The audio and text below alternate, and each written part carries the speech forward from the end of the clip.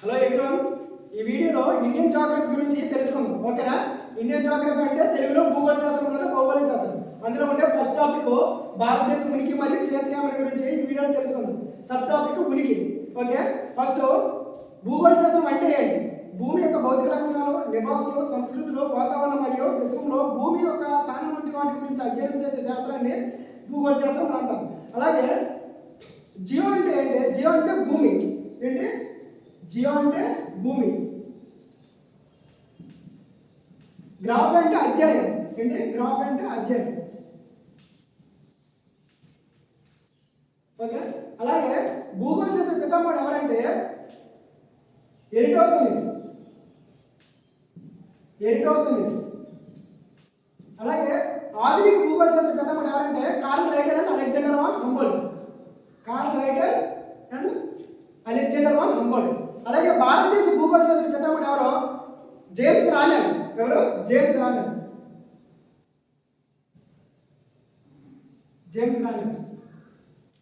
అలాగే జాగ్రఫీ అనే పదం గ్రీకు భాష నుండి ఉద్భవించింది. దేని నుండి? గ్రీకు భాష నుండి.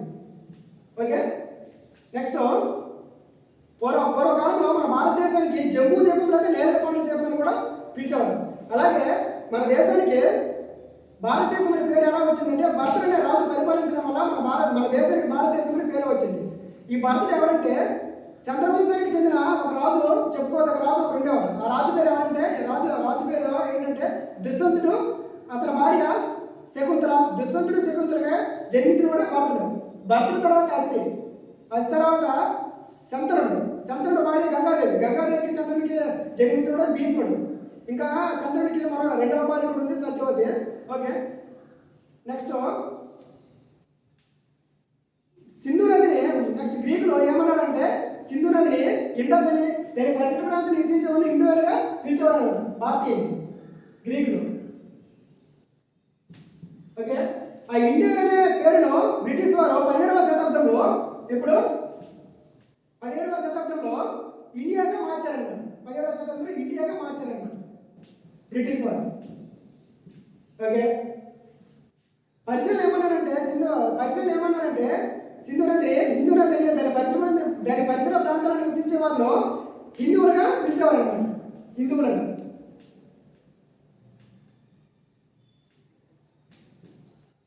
అలాగే అరబ్బులు హిందుస్థాన్ అనే పేరు తెచ్చారన్నమాట. అరబ్బులు.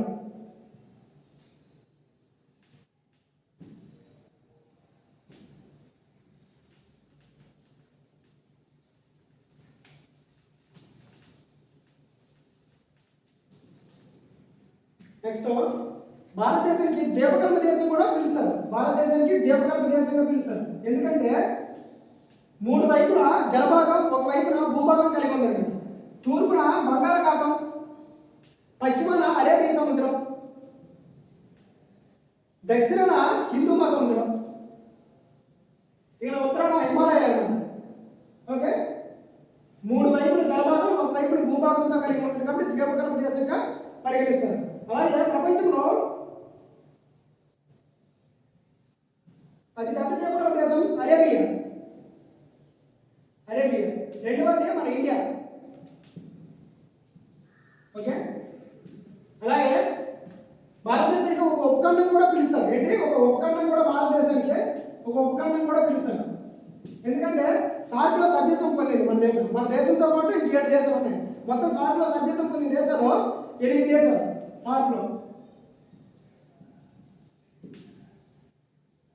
సార్క్ అంటే south Asian association for regional cooperation అనమాట. అలాగే తెలుగులో ఏమంటారు? దక్షిణాసియా ప్రాంతీయ సహకార సంఘం అని అంటారు. తెలుగులో దక్షిణాసియా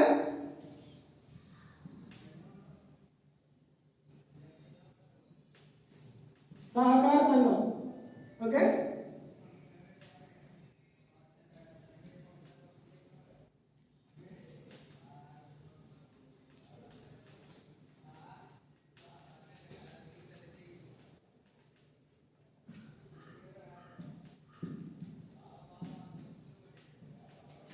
సార్క్లో మొత్తం 8 దేశాలు ఉన్నాయి కదా. దేశాల గురించి తెలుసుకుందాం. First India.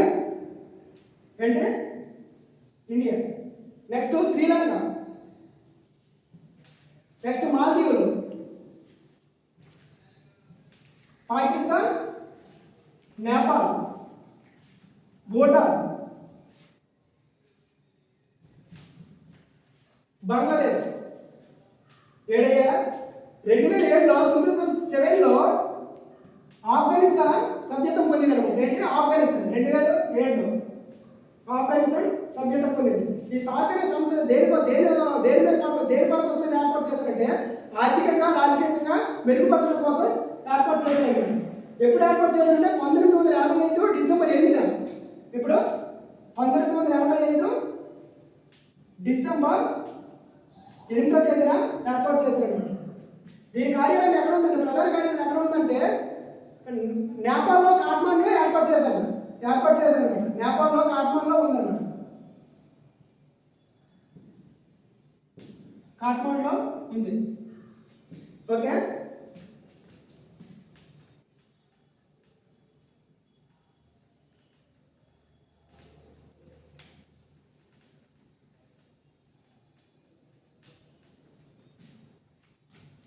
నెక్స్ట్ మన భారతదేశం కూడా 23.5 డిగ్రీల ఉత్తర అక్షాంశం వెళ్తుంది అనమాట. భారతదేశం కూడా దాని గురించి తెలుసుకోండి. ఓకేనా,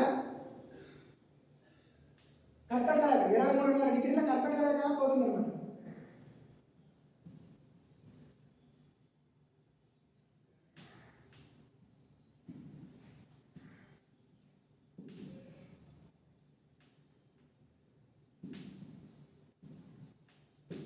ఓకే, మన భారతదేశం అక్షాంశాల పరంగా రేఖాంశాల పరంగా ఎన్ని డిగ్రీల మధ్య విస్తరించి ఉందో తెలుస్తుంది. ఓకేనా, అక్షాంశాల పరంగా రేఖాంశాల పరంగా భారతదేశం అక్షాంశాల పరంగా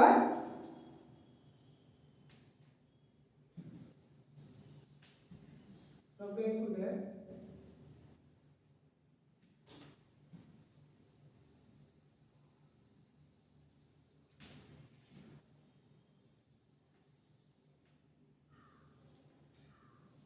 నిలువుగా గీయబడిన ఓజన రేఖల్లో రేఖాంశాలు, అడ్డుగా గీయబడిన ఓజన రేఖాంశాలు అక్షాంశాలు అంటారు. ఏంటి వీటిని రేఖాంశాలు, వీటిని అక్షాంశాలు అని అంటాం అన్నమాట. ఓకే, మన భారతదేశం ఇక్కడ ఉంది. ఓకే, మన భారతదేశం రేఖాంశాల పరంగా తూర్పు అర్ధగోళం లేదా పూర్వ అర్ధగోళంలో ఉంది. అక్షాంశాల పరంగా ఉత్తర అక్షాంశాల మధ్య విస్తరించడం ఉంది. ఓకే, దీన్ని 0 డిగ్రీల భూమధ్య రేఖ అంటారు. 0 డిగ్రీల భూమధ్య రేఖ, అలాగే ఈక్వేటర్ అంటారు. అలాగే భారతదేశాన్ని నిలువుగా 2 అర్ధభాగాలు చేసే దీనికి రేఖాంశాలు కదా, దీన్ని 0 డిగ్రీల గ్రీన్విచ్ రేఖాంశం అంటారు. ఏంటి గ్రీన్విచ్ రేఖాంశం, ఇది ఇంగ్లీష్లో గ్రీన్విచ్ మెరిడియన్ అని అంటారు. ఓకే, అలాగే ఈ విధంగా మన భారతదేశం అక్షాంశాల పరంగా ఉత్తర అర్ధగోళంలోనూ, రేఖాంశాల పరంగా తూర్పు అర్ధగోళం లేదా పశ్చిమ అర్ధగోళంలో ఉంటుంది. ఓకే, ఇది ఈస్ట్, ఇది వెస్ట్ అనమాట. ఓకే, అలాగే మన భారతదేశం 8 డిగ్రీల 4 నిమిషాల ఉత్తర అక్షాంశం నుండి ప్రారంభమయ్యే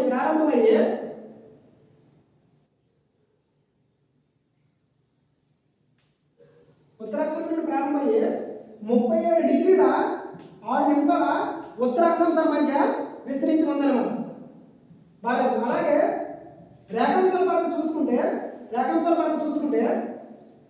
68 డిగ్రీల 7 నిమిషాల తూర్పు రేఖాంశం నుండి ప్రారంభమయ్యే 97 డిగ్రీల 25 నిమిషాల తూర్పు రేఖాంశాల మధ్య మన భారతదేశం విస్తరించి ఉంది. ఓకే, భారతదేశం విస్తరించి ఉంది.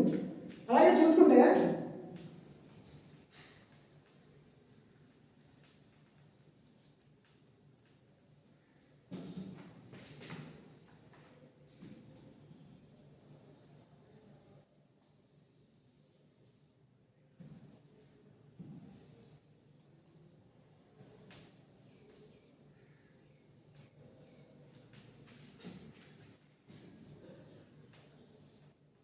కర్కటక రేఖ 8 రాష్ట్రాలు గుండా, అలాగే 4 నగరాల గుండా వెళ్తుంది అనమాట. ఏంటి 8 ప్రాంతాల గుండా 4 నగరాల గుండా పోతుంది అనమాట. ఆ 8 రాష్ట్రాల గురించి తెలుసుకుందాం. ఫస్ట్ తూర్పు, ఎప్పుడు కూడా తూర్పు నుండి శాస్త్రవేత్తలు అక్షాంశాలు గీసేటప్పుడు తూర్పు నుండి గీసారనమాట. అందుకని ఎప్పుడు కూడా తూర్పు నుంచే, ప్రతి వాడు తూర్పు నుంచే చెప్తారనమాట. సపోజ్ మనం చెప్తాం. వెస్ట్ నుండి ఫస్ట్ గుజరాత్ అనమాట. గుజరాత్ తర్వాత రాజస్థాన్ చాలా తక్కువ తక్కువ ప్రాంతం కూడా వెళ్తుంది రాజస్థాన్.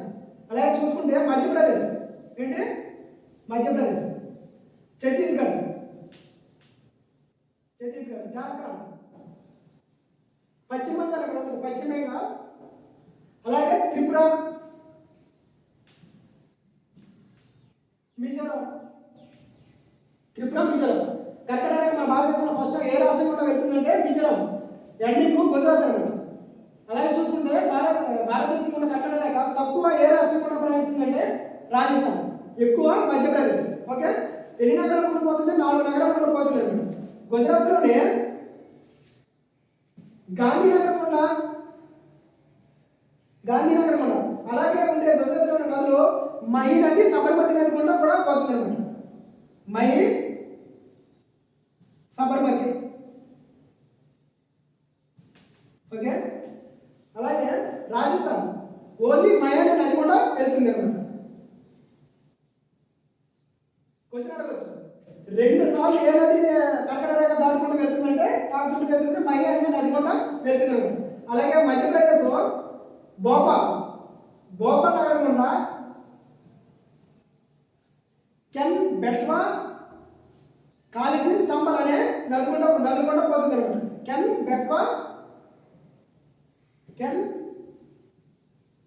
బెట్వా, కాళిసింద్, సంబల్. ఓకే, ఈ నది గురించి పోతుంది, ఈ నది గుండా వెళ్తుంది అనమాట. అలాగే ఛత్తీస్గఢ్లో రాంచీ అనే నగరం గుండా పోతుంది.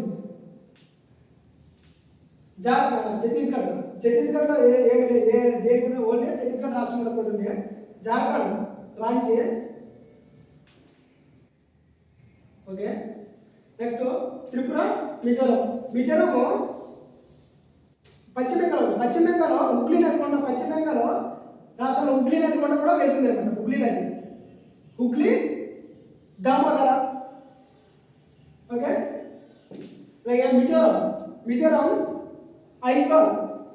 ఐజ్వాల్ నగరం గుండా త్లాంగ్ అనే నది గుండా వెళ్తుంది అనమాట. త్లాంగ్.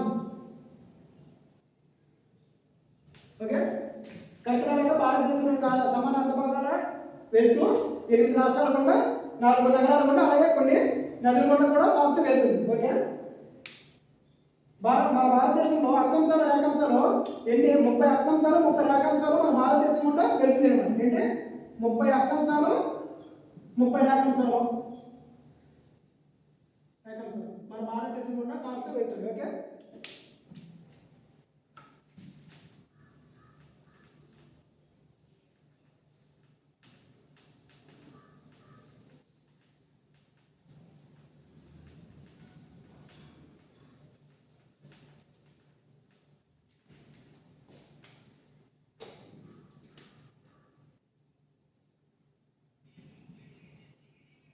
ఎనభై 82 డిగ్రీల తూర్పు రేఖాంశం అంటే 82 డిగ్రీల తూర్పు రేఖాంశం. ఈ రేఖాంశం మన భారత ప్రామాణిక కాలంగా పరిగణించినప్పుడు అంటే ఈ రేఖాంశంలో భారత ప్రామాణిక కాలంగా పరిగణించారు. ఓకే, ఈ 82 డిగ్రీల తూర్పు రేఖాంశంలో భారత ప్రామాణిక కాలంగా పరిగణించారు. ఇప్పుడు ఏ సంవత్సరం అమలులోకి వచ్చిందంటే 1906లో అమల్లోకి వచ్చింది అనమాట.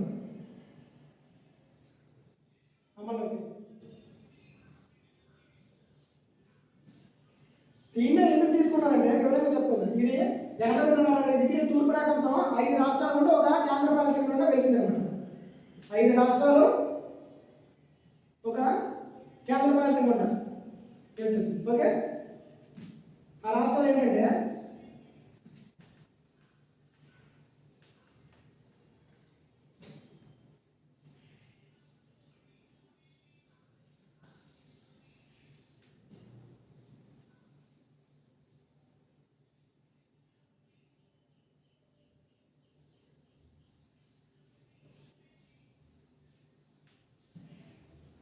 ఈ రాష్ట్రం మధ్యప్రదేశ్, ఫస్ట్ యూపీ, ఉత్తరప్రదేశ్, మధ్యప్రదేశ్, ఛత్తీస్గఢ్, ఏంటి ఛత్తీస్గఢ్, ఒరిస్సా, ఆంధ్రప్రదేశ్, పుదుచ్చేరి యానం గుండా వెళ్తుంది. పుదుచ్చేరి యానం నగరం గుండా వెళ్తుంది. అలాగే ఏపీ కాకినాడ అనే పట్టణం గుండా వెళ్తుంది. ఒరిస్సా కోరాపుట్ అనే నగరం గుండా వెళ్తుంది. అలాగే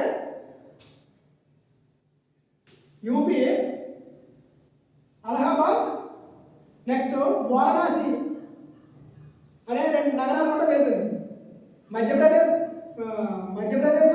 ఛత్తీస్గఢ్ ఏ నగరాల గుండా వెళ్తుందో మీకు తెలిసినట్టుంటే కామెంట్ బాక్స్లో కామెంట్ చేయండి. ఏంటి మధ్యప్రదేశ్, ఛత్తీస్గఢ్ ఏ నగరాల గుండా వెళ్తుందో 82.5 డిగ్రీ తూర్పు రేఖాంశం మీకు తెలిసినట్టుంటే కామెంట్ చేయండి. అలాగే ఈ 82.5 డిగ్రీ తూర్పు రేఖాంశం భారత ప్రామాణిక కాలం ఎలా తీసుకున్నారంటే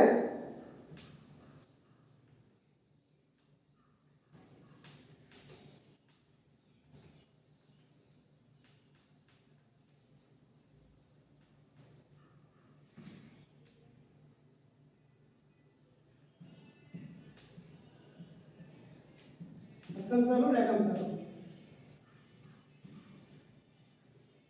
ఓకే, భూమి తన చుట్టూ తను తిరగడానికి 24 గంటలు పడుతుంది కదా. రేఖాంశాలు గ్లోబల్ చూసుకుంటే రేఖాంశాలు భూమి పైన 360 డిగ్రీలు గీయబడేవి. రేఖాంశాలు ఇలా నిలువుగా ఉంటాయి కదా రేఖాంశాలు.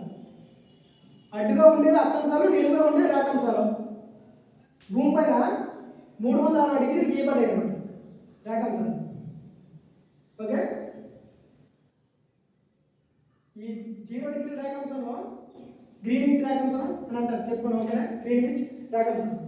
అలాగే ఇక్కడ నుండి 179 డిగ్రీస్, ఇక్కడ నుండి 179. ఓకే, 0 డిగ్రీ రేఖాంశం ఒకటి, 180 డిగ్రీ రేఖాంశం ఒకటి. రేఖాంశం మొత్తం 360 డిగ్రీస్. కానీ అక్షాంశాలు మాత్రం 180 డిగ్రీసే. అక్షాంశాలు రౌండ్ షేప్లో ఉంటాయి అన్నమాట. అక్షాంశాలు ఇవి రౌండ్ షేప్లో ఉంటాయి. రేఖాంశాలు హాఫ్ సర్కిల్లో ఉంటాయి. ఓకే, భూమి తన చుట్టూ తను తిరగడానికి 360 డిగ్రీలు అంటే 360 డిగ్రీస్ తిరిగిందంటే 24 అవర్స్ అనమాట. 24 అవర్స్లో 360 డిగ్రీలు తిరిగింది. అలాగే 180 డిగ్రీస్ అంటే 12 hours.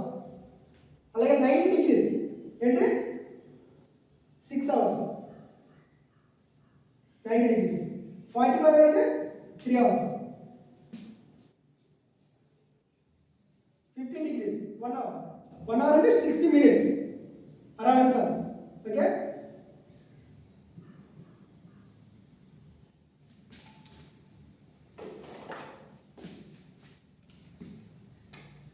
One degree equal 4 minutes అన్నమాట.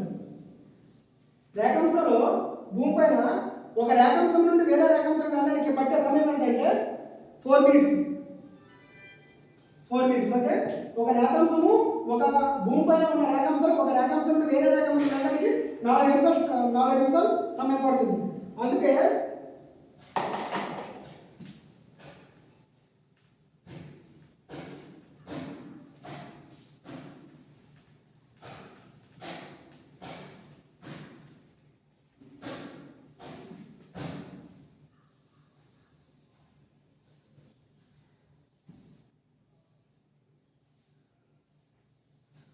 ఒక రేఖాంశం నుండి వేరే రేఖాంశం వెళ్ళడానికి 4 నిమిషాలు పడుతుంది.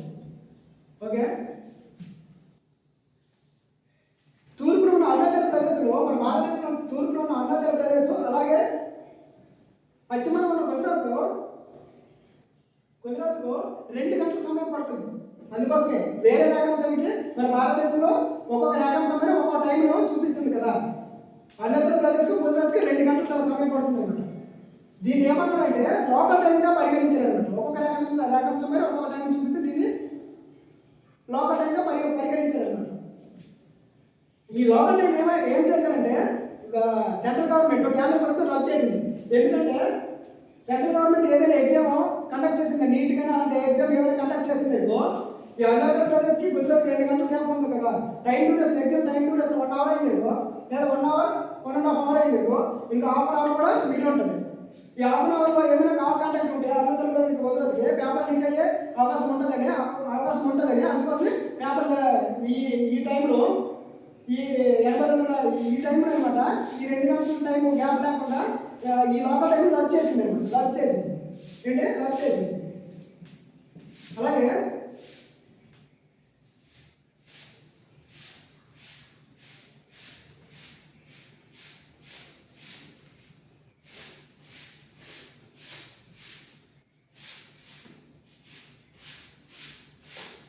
ఏ టైంకి వచ్చేసింది.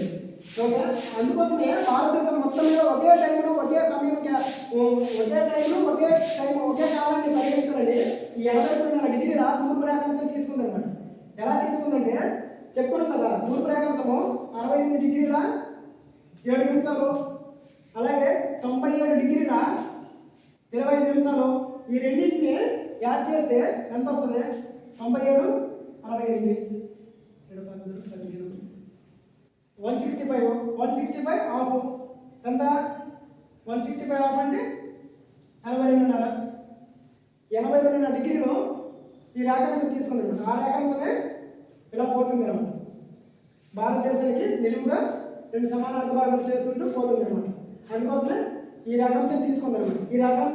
ఈ తూర్పు రేఖాంశం 82.5 డిగ్రీల తూర్పు రేఖాంశం తీసుకుంది అనమాట. అప్పుడు మన భారతదేశంలో ఎక్కడ కూడా టైము ఒకే విధంగా చూపిస్తుంది అనమాట. 5 రాష్ట్రాల్లో కేంద్ర ప్రాంతం కూడా పోతుంది. ఇంతకు ముందు చెప్పుకోను కదా, ఆ విధంగా తీసుకున్నాను. ఓకే, అలాగే 0 డిగ్రీల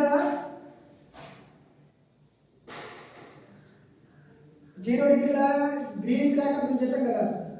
0 డిగ్రీల గ్రీనిచ్ రేఖాంశంలో ఇది ప్రపంచ ప్రామాణిక కాలంగా పరిగణిస్తుంది అనమాట. 0 డిగ్రీల తూర్పు రేఖాంశం ఇది అంటే లండన్లో ఉంది. లండన్ అనే దేశం గుండా పోతుంది.